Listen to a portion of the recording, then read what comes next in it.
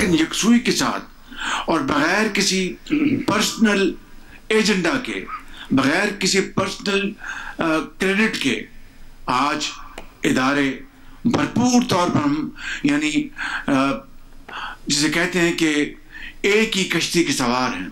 IMF के programme के लिए आप यकीन कर लें, शराइत का एक ये भी तकाजा था कि $5 बिलियन का जो गैप था वो हमने पूरा करना था। एक ही तरीका था कि हम दोबारा दोस्त ममालिक के पास जाके कहते कि मेहरबानी करें हमें ये गैप पूरा कर दें। मैं गया और chief of army staff general Asif Munir गए। हम कुछ कई जगह हम अकेले गए, कई जगह हम इकट्ठे गए, तब जाकर ये गैप जो पूरा हुआ।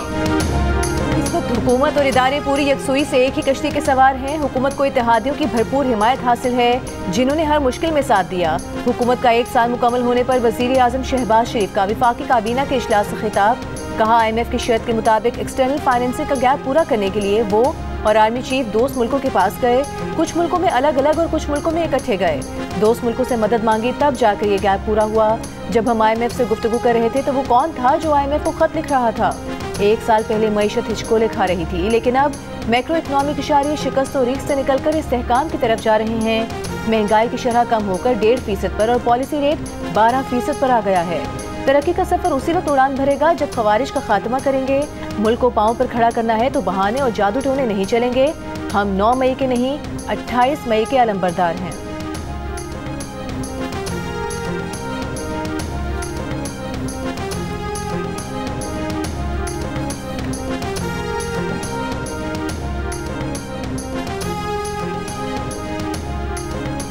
बाबर आजम, मोहम्मद रिजवान और नसीम शाह T20 टीम से बाहर।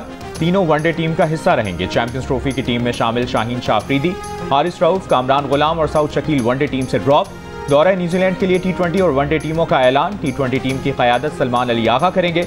शादाब खान की बतौर नायब कप्तान वापसी। मोहम्मद हारिस, हसन नवाज, अब्दुल समद और सुफियान मुकीम भी T20 टीम में शामिल। मोहम्मद रिजवान वनडे टीम के कप्तान बरकरार। वनडे टीम में opener Abdullah Shafique, fast bowler Mohammad Ali, Akif Javed, Wasim junior और स्पिनर सुफियान मुकीम शामिल। साबिक कप्तान मोहम्मद यूसुफ को बैटिंग कोच की जिम्मेदारी सौंप दी गई। पाकिस्तान और न्यूजीलैंड के दरमियान 5 T20 और 3 वनडे मैचेस की सीरीज 16 मार्च से शुरू होगी। पाकिस्तान क्रिकेट टीम के अबूरी हेड कोच आकिफ जावेद का कहना है कि वो चैंपियंस ट्रॉफी में शिकस्त की जिम्मेदारी कबूल करते हैं, लेकिन कामयाबी के लिए प्लेयर्स से लेकर बोर्ड के सरबराह के तकर्रुर तक फैसलों में तसलसल जरूरी है। बाबर आजम और शाहीन आफरीदी को ड्रॉप करने का मतलब ये नहीं कि उनके नामों के आगे क्रॉस लगा दिया। टीम में ऑलराउंडर की कमी महसूस हुई, इसलिए शादाब को शामिल किया है।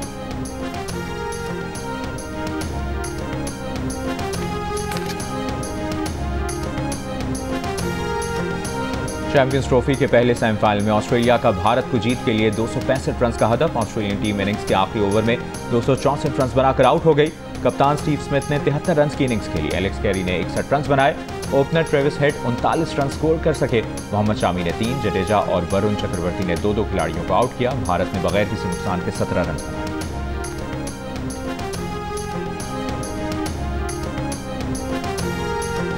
मौलाना फजल रहमान पर माजी में किए गए जुबानी हमले PTI और JUIFA के इत्तेहाद में रुकावट। सियासी ताउन के लिए राबता करने वाले PTI रहनुमा को तहफ़्फ़ुज़ात से आगाह कर दिया गया।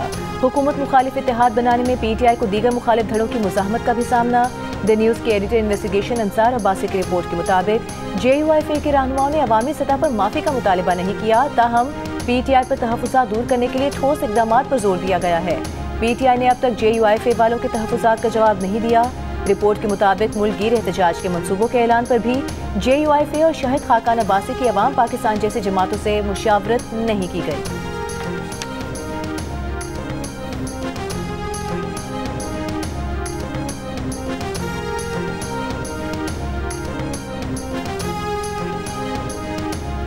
मौलाना फजल रहमान से मुतालिक बानी PTI ने आज कुछ हिदायत दी हैं जो उन तक पहुँचाएंगे। मौलाना की इज्जत करते हैं, चाहते हैं वो इस इत्तेहाद में शामिल हों। PTI के सेक्रेटरी जनरल सलमान अकरम राजा की बानी PTI से अडयाला जेल में मुलाकात के बाद गुफ्तगू। कहा, बानी PTI से आइंदा के लाएमल पर बात हुई है। सियासी रुफ़क़ा से 5 माह से मुलाकात ना होने के हवाले से बानी PTI ने आज हिदायत दी। बानी PTI को पार्टी से कोई शिकायत नहीं है। सलमान अकरम राजा ने बताया, नियाजुल्लाह नियाजी को बानी PTI का तर्जुमान मुकर्रर किया गया है। बुशरा बीवी ने भी अपने 4 फोकल पर्सन मुकर्रर किए हैं। कुछ लोगों ने वकालत के जरिए अपना सियासी कद बढ़ाने की कोशिश की।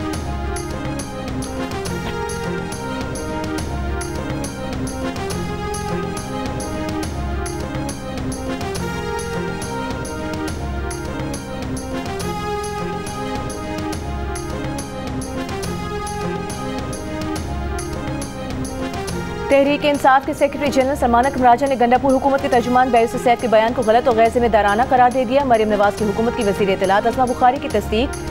कहा, बैरिस्टर सैफ से बयान की वजाहत मांगी है। बैरिस्टर सैफ ने इल्जाम आयद किया था बानी PTI बुशरा बीबी को जेल में सहर अफ्तार में खाने को कुछ नहीं दिया जा रहा, वो सहरी के बगैर रोजे रखने पर मजबूर हैं। तर्जुमान पंजाब हुकूमत अस्मा बुखारी का कहना था कि बानी PTI को हफ्ते में 3 दिन गोश्त, सब्जियां, दालें और चुकंदर का जूस मिल रहा है। बुशरा बीबी को भी खाने को जो दिल चाहता है वो मुहैया किया जाता है।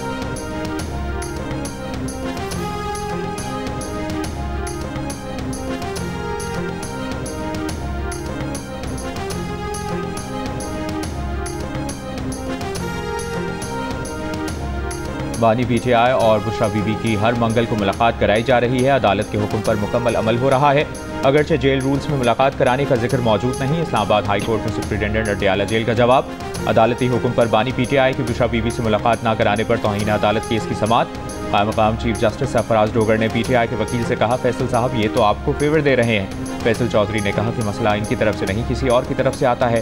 सुप्रिटेंडेंट अडयाला जेल ने कहा कि मसला कहीं से भी नहीं आता। जस्टिस सरफराज डोगर ने कहा, हम यहाँ बैठे हैं, देख लेंगे।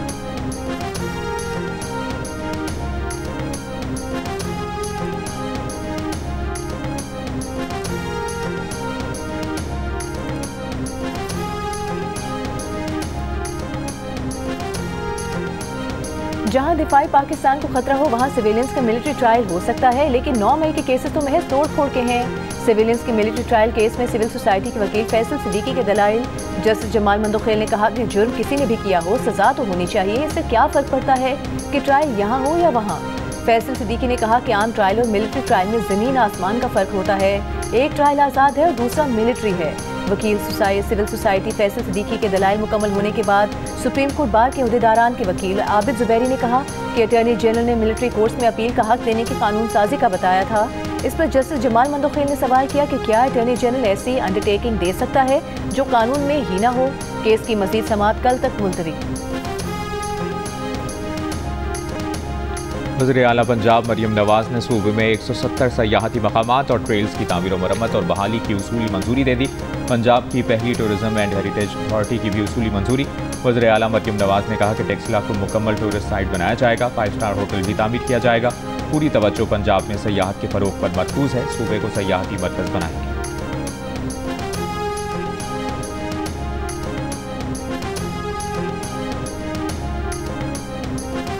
सिंध के सीनियर वज़ीर शर्जील मेमन की ज़ेर सदारत इजलास BRT मनसूबे पर पेशरफ का जायजा लिया गया। शर्जील मेमन का महकमे ट्रांसपोर्ट को सिंध भर में ज़मीनें वागुजार कराने का हुक्म। कहा कि येलो लाइन का मकसद शहर में ट्रांसपोर्ट के निज़ाम को जदीद बनाना है। हुकूमत तमाम रुकावटों पर काबू पाने और मनसूबा मुकर्ररा वक्त पर मुकम्मल करने के लिए पुरअज़्म है।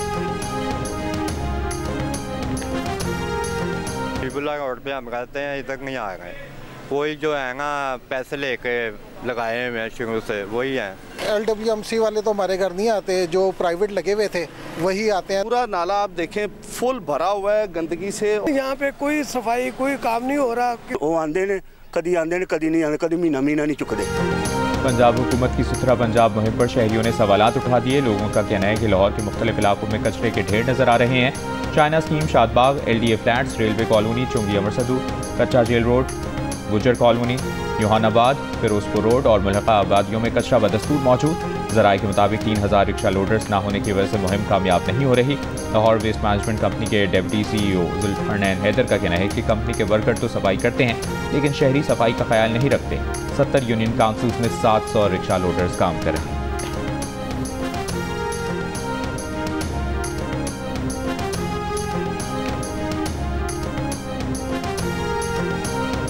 बल्क प्रोडक्शन रिक्शे की हो रही है और पूरे पंजाब के अंदर हो रही है।